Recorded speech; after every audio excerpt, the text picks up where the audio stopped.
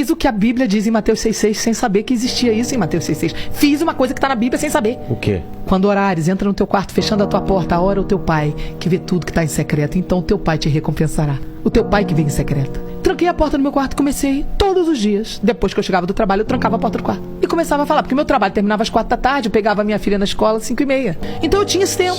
Tranquei a porta do quarto e comecei a falar, Deus. Não sabia que Jesus era Deus.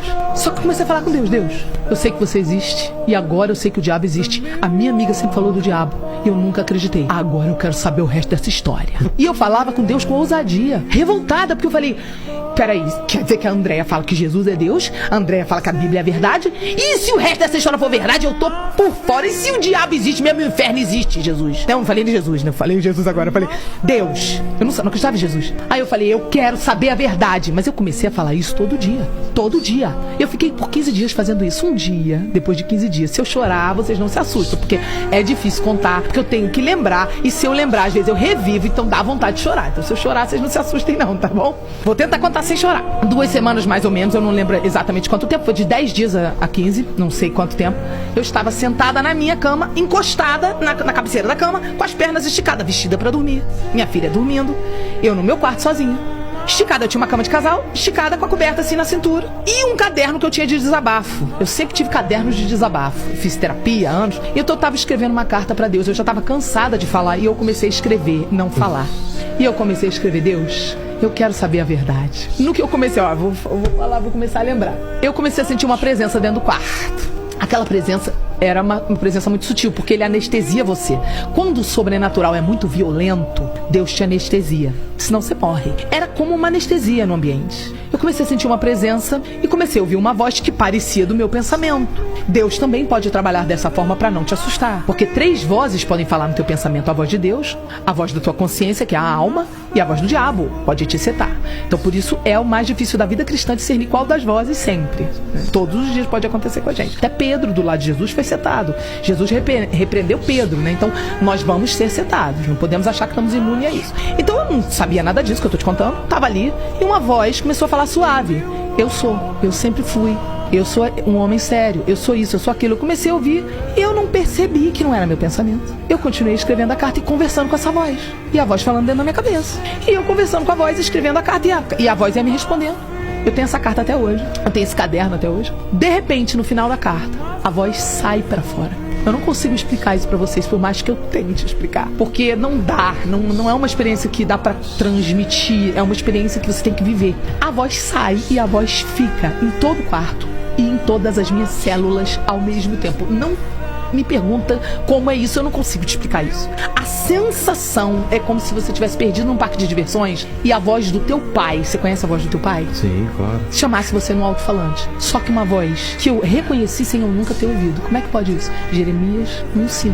Antes que tu te formasse no ventre da tua mãe, diz o Senhor, eu te conheci antes que tu te formasse. Existe uma memória em nós que existe antes da gente ser formado no ventre. E essa memória pode ser ativada por Ele, que nos formou antes de estarmos formados no ventre.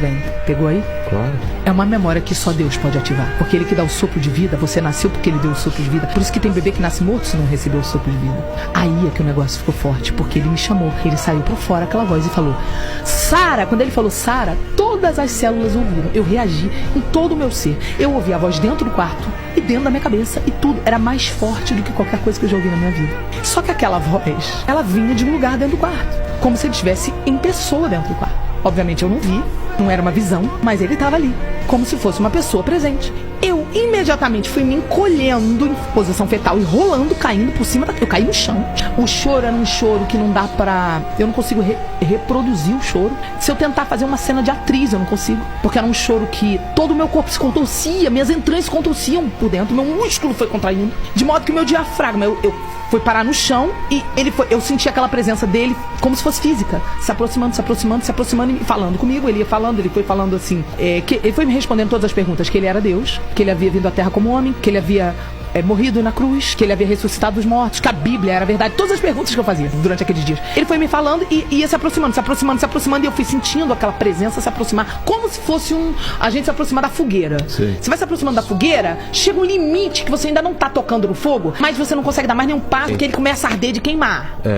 Era uma sensação parecida, mas não era fogo, era amor consumidor. Eu não consigo explicar isso pra você, você tem que viver isso. Eu não consigo te explicar o que é isso que eu senti. Era amor consumidor. Eu sei o que você fala. O amor, se eu lembrar, eu vou chorar. Eu senti alguma coisa parecida, esse calor é um amor que parece calor e não é calor, e ele te consome como calor e não é calor, e você começa a se ver tão pequeno, você começa a olhar pra você e falar, quem é você, quem sou eu pra você falar comigo? Eu não sou digno. Você entende em um segundo que você é pecador e que ele é santo. Tudo em um segundo foi respondido pra mim. E aí ele falou, foi a última coisa que ele falou assim, agora, aí foi a frase última que ele me disse, e eu chorava de uma forma que o meu músculo do diafragma veio parar em cima e não voltou mais. Eu não conseguia mais fazer isso aqui, ó.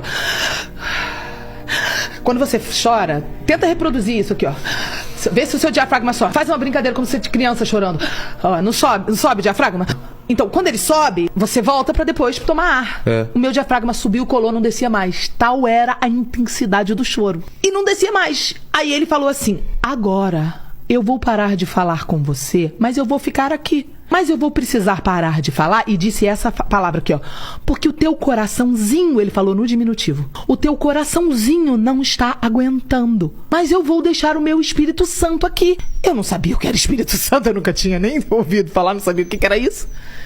E eu não conseguia mais respirar, travou. Comecei a sentir meus dedos formigar, comecei a desoxigenar. E eu comecei a falar sem voz, assim, não para de falar. Porque o que eu tava experimentando era melhor do que tudo de mais maravilhoso que eu já tinha experimentado na Terra. Nada dessa Terra se comparava ao prazer que eu tava sentindo naqueles segundos. Então eu não queria que ele parasse, porque eu nunca tinha experimentado algo tão maravilhoso. Aí você entende que o amor dele é melhor do que a vida. Aí você entende os textos que falam que é mais forte do que a morte. É mais forte o amor dele que a morte, é melhor do que a vida, é melhor do que tudo. Quando você experimenta uma experiência dessa com Jesus, você se torna um crente indesviável. Não há nada desse mundo que consiga te seduzir, porque basta você pedir, Espírito Santo, me lembra daquele momento. Eu só tive segundos de um vislumbrar de um pedacinho da eternidade. Imagina o que é a eternidade.